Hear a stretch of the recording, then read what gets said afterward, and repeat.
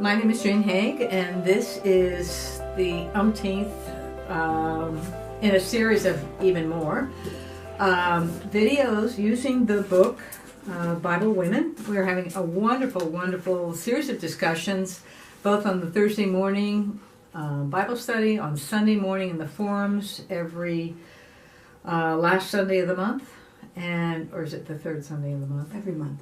Third Sunday of the month, every month. And today we have Teresa Todd.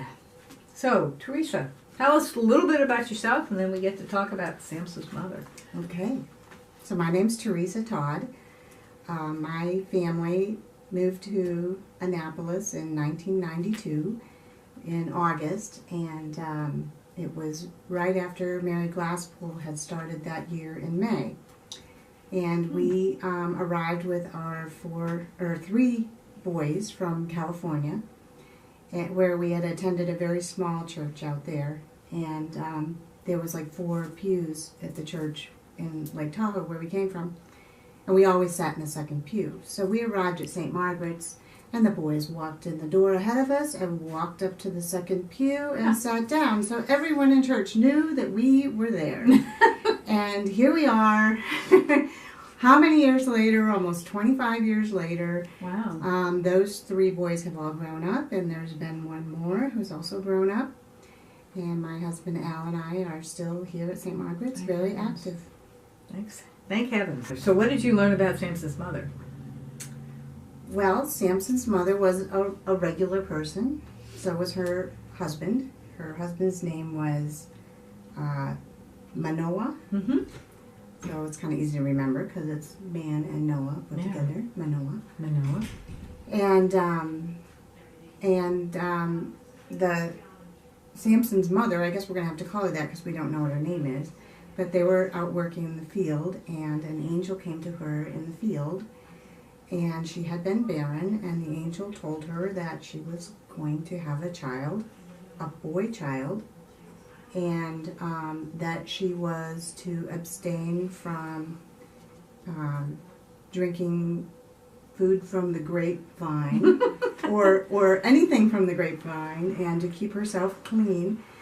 And because this child that was going to be born was going to be a Nazarite to God from birth to the day of his death. So I had to look up the word Nazarite, which means that he's consecrated or separated, to be consecrated or separated, like a special person. And the reason that she was told by this angel not to have wine or to have anything that would harm her body was because that was a way at that time of kind of cleansing yourself and preparing yourself for holiness. But he was going to begin to lead the Israelites so that they would be in power instead of the Philistines.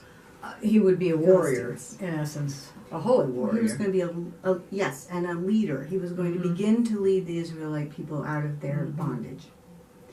Right. So the wife got very excited that because she'd been barren, and here it was good news for her that she was going to have a child. But she was quite in awe that it was going to be a holy child. So she ran and told her husband, who she said, come and, see this person. So the husband went, and the angel was gone. And so the husband began to pray. Manoah began to pray that the angel would come again so that he could ask him, I love this part, he could ask him how to raise this special child. Oh, there you go. Yeah, I love that. It's like, yeah, get in there, Dad. You can. We're doing this together, right? So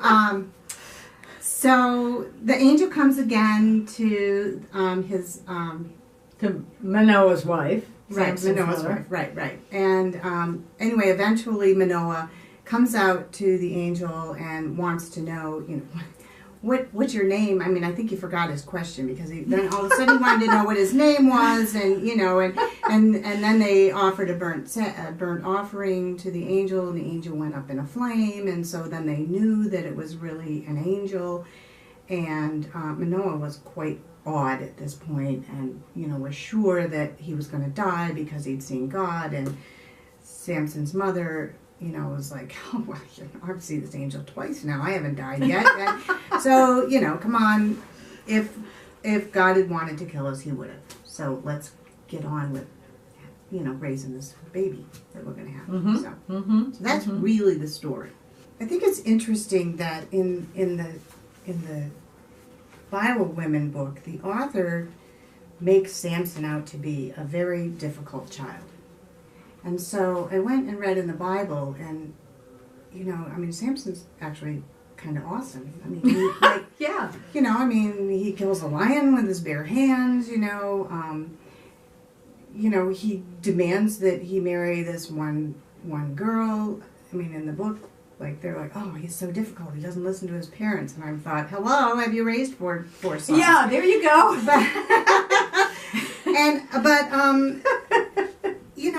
He was. I think he was born to be a leader. Mm-hmm. He was born to be a leader. He was acting like a leader. Now, yeah, he had a few tantrums and he had a few problems. We all have tantrums and problems, and but I don't know. I think it was exaggerated that Samson was a really problem child, and I don't really care if Samson's father or mother, which one was better than the other. I think that's insignificant. Mm-hmm. I think what's significant is that they were both in it together. They both wanted to see the angel. They both were excited by the angel, what the angel said. They obviously raised this child together.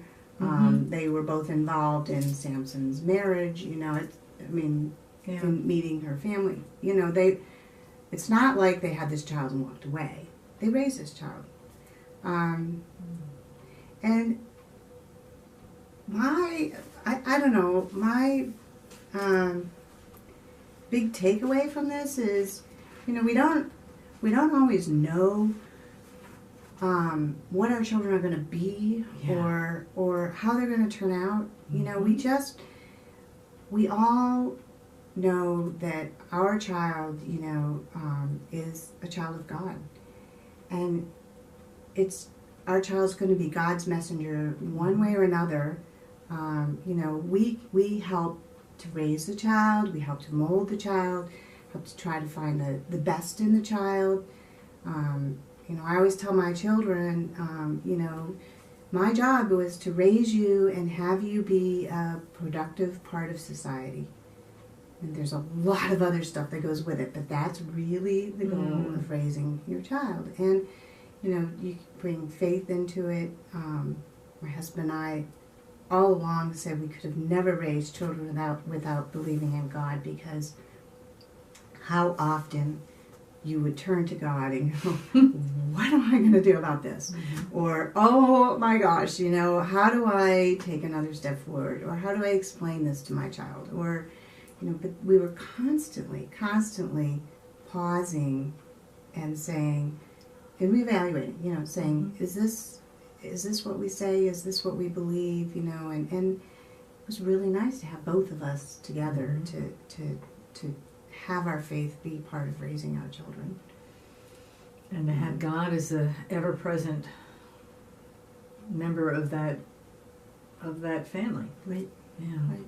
That's how many of us have raised, whether it's daughters or sons.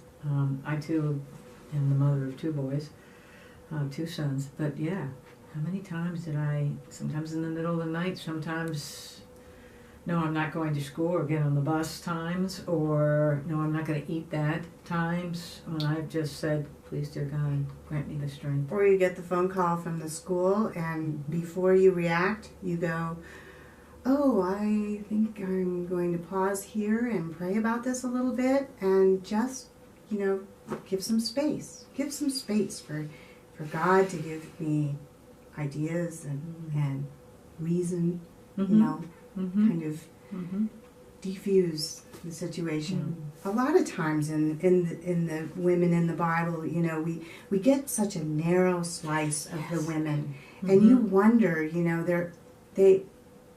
if they were open to talking with an angel, at this point in the field, and excited about it and believed, they must have continued their life in that manner.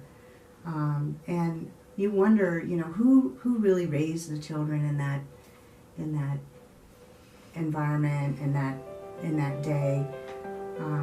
But really what we need to do is kind of take away from these stories, how do we apply that to our lives today? Mm-hmm.